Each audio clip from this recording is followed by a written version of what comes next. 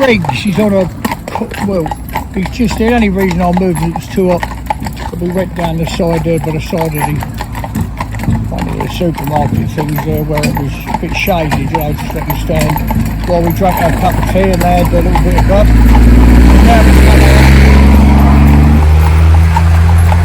When I say they have had a little bit of food, it's not, there'll be a lot of chaff in it and it would have a bit of our mixture that goes over the top, you know, to give it a little bit of taste, but it would literally be 2-3 handfuls. You can't feed horse, heavy feed it without, it's not going to rest until it's get it through its body by about an hour and 20 minutes to an hour and 40 before I reckon it, you know, they're comfortable to work. So we haven't got that much time today. But the nice thing about stopping there for a coffee, we can come out onto this trading estate. And according to the time of day, you know, obviously by between 8 and 9 in the morning, even 9:30, there'll be a lot of lorries coming in and going out. And like this one's lovely, these buses. Buses, people don't really grasp what I'm saying sometimes, I think. And I suppose our training at the sound of being, all I am is a fellow that does horses, you know, that's all, right? Don't make it wrong, don't make it right. But it's the smaller stuff, unless you've got a good foundation, you can't build a wall. That will crack or break one time or the other, fall over or whatever. So like buses, I talk about them a lot. You think about a bus, it's a whole complicated thing. So that bus come along there then, you can't hear anything at all. Not because it's electric, it's because the engine's in the back.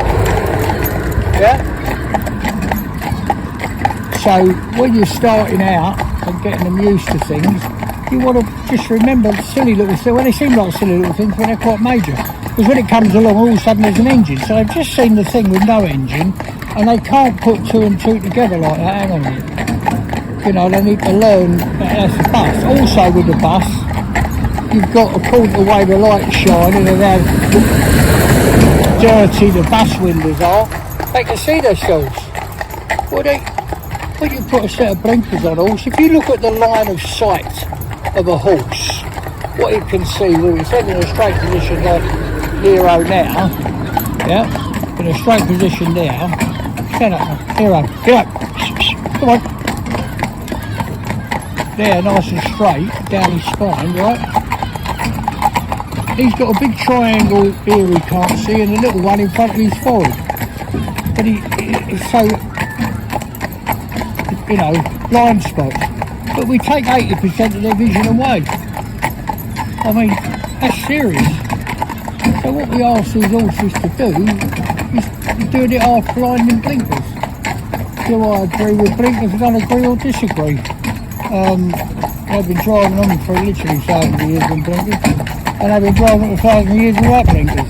So it just all depends. It's like you go down to parts of Europe, and they wouldn't know what a collar is round a horse's neck. They'd be looking at a big, thick, heavy breast collar, yeah? But you'd literally drive,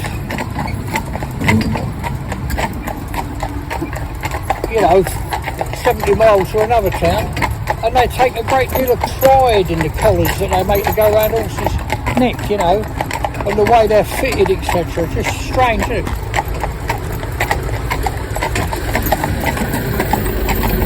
So that's nice. So I'm not talking to him. If he's when the brakes go off on you hear that air braking, that's not the man being awkward. There's a tank under lorries that the compressed air is stored in. As soon as that compressed air is at a certain pressure, it has a relief valve, because otherwise it would blow up, wouldn't it? Keep filling up and bang it away with that. So they don't do it, but it might coincide with make your horse jump.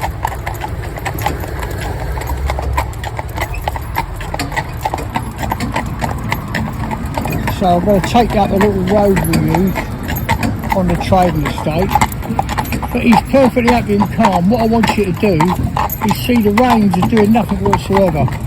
There is barely any contact, if any contact at all, with Nero. He's just walking along, doing his job. Yeah?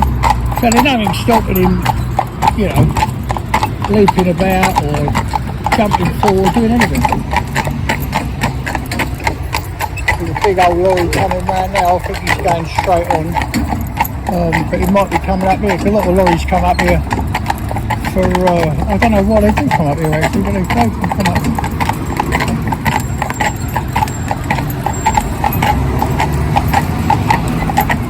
Come over, darling.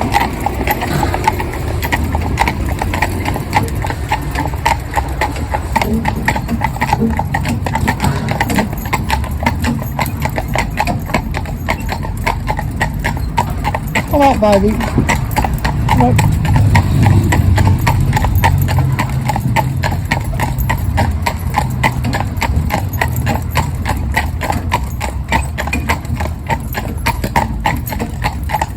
So some days along this road, like today, there aren't any here at all. But they have a lot of lorries parked. I don't know whether it's, you know, there's somewhere where they can pick up diesel or what, I don't know. Come up there. Hello there. Look up, babies. Good boy. So just by lifting that rein, you can see we'll turn my horses. Just that tiny lift. And we don't come up here all the time, and he's certainly never been up here before. But the lorries quite often are parked from here all the way around the bend. Well, that's nice because they're stopping, starting, they're pulling out, they're backing in alongside the curb. So we can be on one side of the road or other, or position ourselves in such a way that the horse is getting information and learning that that's not going to hurt them, because that's all they're concerned about, is getting hurt, isn't it? Like this monster thing. Oh, my baby. So this is our... And when we're out on the public highway, it's a lot of responsibility, but it shouldn't be taken lightly in any way. You're on a public highway, you're sharing the road with everybody. What we should try and do is blend in as best we can. As best we can. And there's a lovely thing. Bump one off like a gun, yeah? What reaction we got? Head lifted up, back down again in a second, yeah? You believe me or believe me not. I don't know, literally 7-8 days ago, he would be off up the road, you know, running in fear.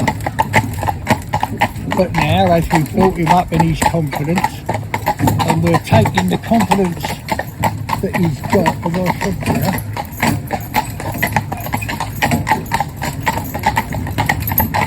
taking the confidence that he's got in himself. Come out the way, I'm coming through there, you know, you can't stand in there, I'm coming here, I'll pull you over, like that, which is a bad thing, but at the same time it's a good thing, because if we can mould that, we'll make a good schoolmaster. But it's a long process, and it does take a long, you know, a fair bit of time to do. But you see here, this one's a bit high, but even that, can you see the reflection that you can see there? People don't realise that. So he turns around, all of a sudden there's a pair of bloody horses next to him. Don't know it's him, do you? You know, and they can leap and jump. You know, just be frightened by that. But the more you can sit here calm and quiet and in control of yourself, and I don't mean that, I do mean that quite genuinely, in control of yourself, so you don't shout, scream, holler, smack them, pull their bloody heads off the curb chains and all that nonsense. Come up, my baby boy. Come on, darling. Yes, you are, you young rascal. So, this is our training ground. The other thing is get a lot of these learners come up here onto the estate, you know, for youngsters to learn. Hop, stop. Stop, boys. Come on in. Up you go. Alright, thank you. You're not listening, mate. Come on, get up. Hey. Go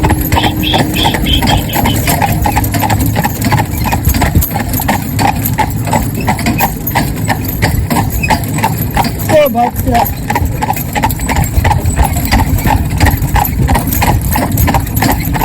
So up there you've got all those colours of all that stuff, you know, colour bands, anti-orange, all bright colours, all them things are all helping you, you're seeing something. Once you've seen it, established it's not a problem, it will never be a problem. But you can make it a problem by forcing him to do what he's not comfortable doing. I hope that makes sense. I know what I'm trying to say, but it is hard to put it into words, because a lot of what I do is a feeling. You know, it's not set out in black and white, it's a feeling. But basically, he knows all that, you know, like that sign there. He'd have no fear of going to put his nose on it. Right here, look. So, I'll show you what I mean. Right? Now, if he don't do this, I'm not going to tell him off, because he makes me look a mug. That's lovely. You know, that's good. But a little while ago, he'd have looked at that and gone, no, thank you. He wouldn't have had it. He'd be frightened, you know what I mean? Go on, babe, up you go. Go on, up you go. Up you go, go on. Get up, Claire. Come over. Come over. Walk up. Walk up. Come on, walk up. Walk up. Come on. Come over, get up. Come on. Got Claire, go on. So there you are, see? Oh, he's got no fear of that, has he? So if he sees one that's been erected on the side of the road, he can't read it, can he? All he sees is the bright different colours. And they see different colours to what we see anyway. Yeah? Now you see there, he's happy with that, but he's more interested in that front than he's doing there. But that's making a clonk and a bump as it moves about, and they move these lumps of steel. Well, he's not uptight, Cloudy, you crafty. Because I was looking the other way, he's just gone down to his sort of snack. Right, come on in, my buddy. Come on down.